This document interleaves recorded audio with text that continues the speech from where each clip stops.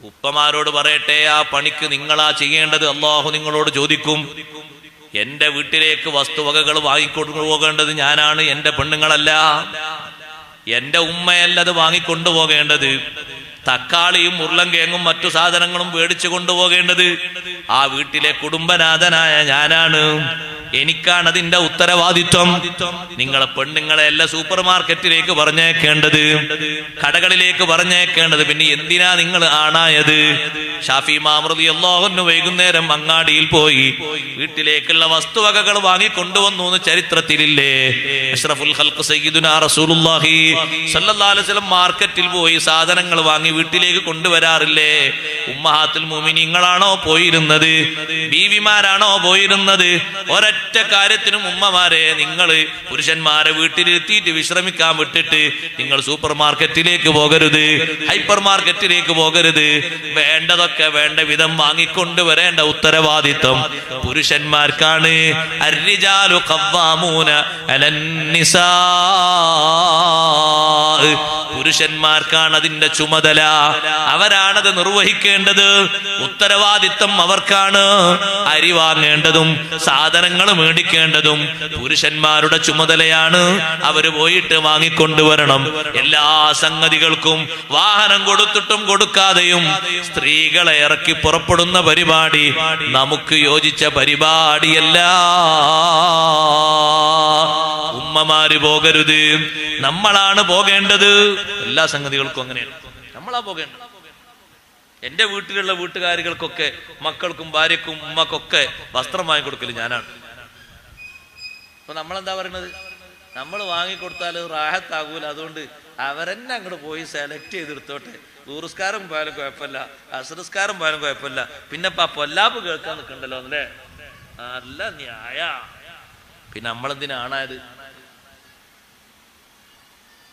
എന്റെ അയൽപക്കത്തുള്ളൊരു സഹോദരി ചോദിച്ചു മോളോട്, മോളെ ആരാണ് ഈ ഉടുപ്പ് വാങ്ങി തന്നത്? മോള് പറഞ്ഞു ഉപ്പ വാങ്ങി തന്നാണ്.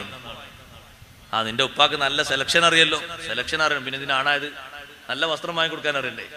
നല്ല വിലപിടിപ്പുള്ള, നല്ല ഈട് കിട്ടുന്ന, ഭംഗി കുറയാത്ത, നല്ല മറവൊക്കെ ഉള്ള വസ്ത്രം നോക്കി നല്ലത് വാങ്ങിക്കൊടുക്കണം. യഥേട്ട് ഓരോരുത്തർ പറഞ്ഞേക്കാൻ പറ്റുമോ? അങ്ങനെ പറ്റൂല. വീട്ടുകാരികൾക്കുള്ള വാങ്ങിക്കൊടുക്കേണ്ട ഉത്തരവാദിത്വം നമുക്കാണ്. സഹോദരിമാർക്കുള്ള ഉത്തരവാദിത്വം എന്താണ്? വീട് പരിപാലിക്കാനും ഭരിക്കാനും മക്കളെ നോക്കാനാണ്. അവരെ ചെലവിന്റെ മുഴുവൻ കാര്യങ്ങളുടെയും മസ്ഊലിയത്ത് വീട്ടുനാഥൻക്കാണ്. അവരാണ് ചെയ്യേണ്ടത്, കാര്യങ്ങൾ നിർവഹിക്കേണ്ടത്. ഇപ്പൊ സർവ്വ സ്ഥലങ്ങളിലും, ഞാൻ വെറുതെ പറഞ്ഞാൽ നിങ്ങൾ പോയി നോക്കി, എല്ലാ സ്ഥലങ്ങളിലേക്കും ഒരു മീറ്റിങ്ങിന് വരെ ആണുങ്ങൾക്ക് പോകാൻ മടിയാണ് അല്ലേ? ഒരു പേരൻസ് മീറ്റ് വിളിച്ചാൽ സ്കൂളിലോ മദ്രസയിലോ അപ്പൊ പറയാം അഞ്ചാണ് വെക്കും, തള്ളി വിടണം.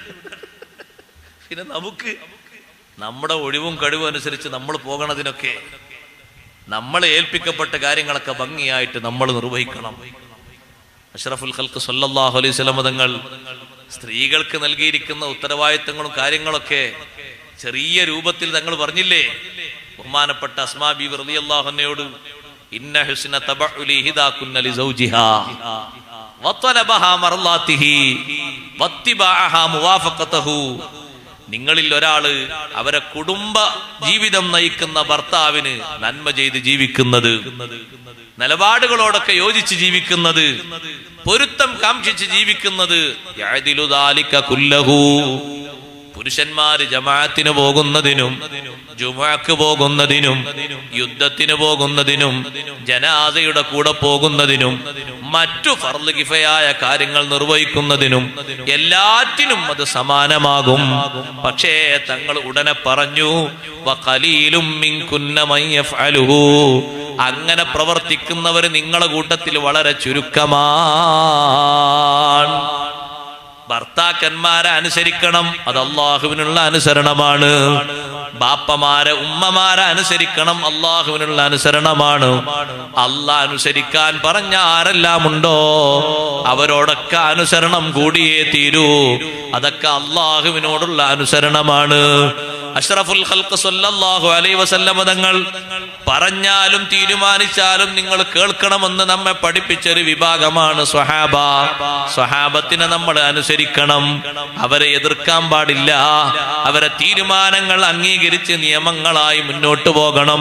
അവരല്ലേ തങ്ങളിൽ നിന്ന് ദീന് പഠിച്ചത്. ആ അനുസരണവും അല്ലാഹുവിന്റെ റസൂലിനെ അനുസരിക്കുന്ന ഭാഗമാണ്.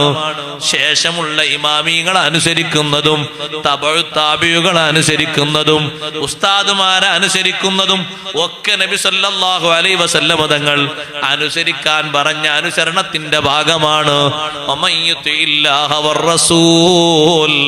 അല്ലാഹുവിനെ അനുസരിക്കുന്നവർ, അല്ലാഹുവിന്റെ റസൂലിനെ അനുസരിച്ച് ജീവിക്കുന്നവർ, അവര് മഹാന്മാരോടൊപ്പം ആഖിറത്തിൽ ഒരുമിച്ച് കൂട്ടപ്പെടുന്നവരാണ്.